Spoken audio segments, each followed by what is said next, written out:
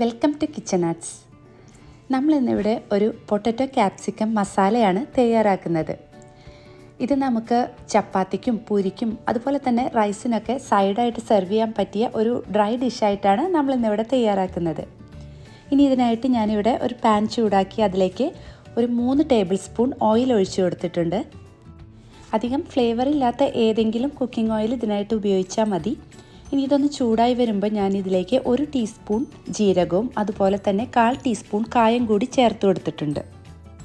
ഇതെല്ലാം നല്ലപോലെ ഒന്ന് ചൂടായി വരുമ്പോൾ അടുത്തതായിട്ട് നമുക്കിതിലേക്ക് സവാള ചേർത്ത് കൊടുക്കണം.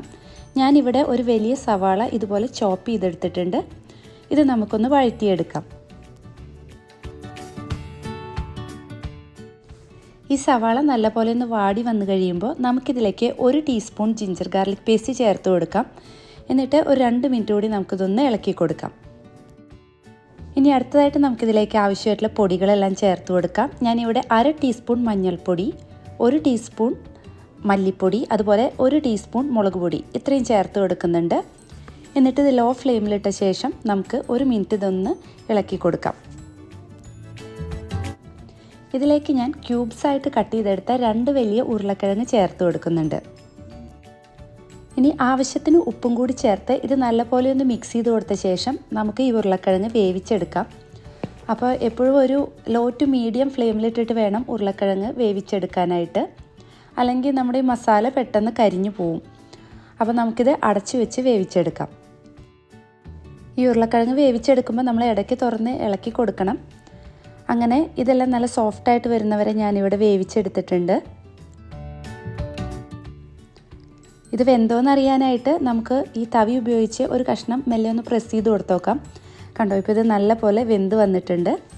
ഇനി ഞാനിതിലേക്ക് ഒരു പകുതി തക്കാളി ഇതുപോലെ ചോപ്പ് ചെയ്തത് ചേർത്ത് കൊടുക്കുന്നുണ്ട്. ഇത് ഏകദേശം 1 മിനിറ്റ് നമുക്കിതിലേക്ക് നല്ലപോലെ ഒന്ന് മിക്സ് ചെയ്ത് കൊടുക്കാം. അതിനുശേഷം ഞാനിതിലേക്ക് ക്യാപ്സിക്കം ചേർത്ത് കൊടുക്കുന്നുണ്ട്. 2 വലിയ ക്യാപ്സിക്കം ഇതുപോലെ ക്യൂബ്സായിട്ട് അരിഞ്ഞെടുത്തിട്ടുണ്ട്. ഇനി നമുക്കിതെല്ലാം കൂടി നല്ലപോലെ ഒന്ന് മിക്സ് ചെയ്ത് കൊടുക്കാം. നമ്മൾ ഈ ക്യാപ്സിക്കം ചേർത്ത് കഴിഞ്ഞാൽ ഇത് ഒരുപാട് കുഴഞ്ഞു പോകുന്ന രീതിയിൽ കുക്ക് ചെയ്തെടുക്കണ്ട. കുറച്ചൊരു ക്രഞ്ചി ആയിട്ട് കിടക്കുന്നതാണ് ഇതിൻ്റെ ഒരു ടേസ്റ്റ്. അതുകൊണ്ട് നമ്മളിത് ഹൈ ഫ്ലെയിമിലിട്ടിട്ട് ഒരു 3-4 മിനിറ്റ് ഒന്ന് ഇളക്കി കൊടുത്താൽ മതി. അപ്പോൾ നമുക്ക് ഈ ക്യാപ്സിക്കമൊക്കെ കറക്റ്റായിട്ട് പാകത്തിന് വെന്ത് കിട്ടും. ഇനി അവസാനം ഞാനിതിലേക്ക് കുറച്ച് മല്ലിയില ചോപ്പ് ചെയ്തതും കൂടി ഇട്ട് കൊടുക്കുന്നുണ്ട്. എന്നിട്ട് നമുക്കിതെല്ലാം കൂടി ഒന്ന് ഇളക്കി കൊടുത്ത ശേഷം ഇത് ഫ്ലെയിമിൽ നിന്നും മാറ്റാവുന്നതാണ്. അപ്പോൾ നമ്മുടെ പൊട്ടറ്റോ ക്യാപ്സിക്കം മസാല റെഡി ആയിട്ടുണ്ട്.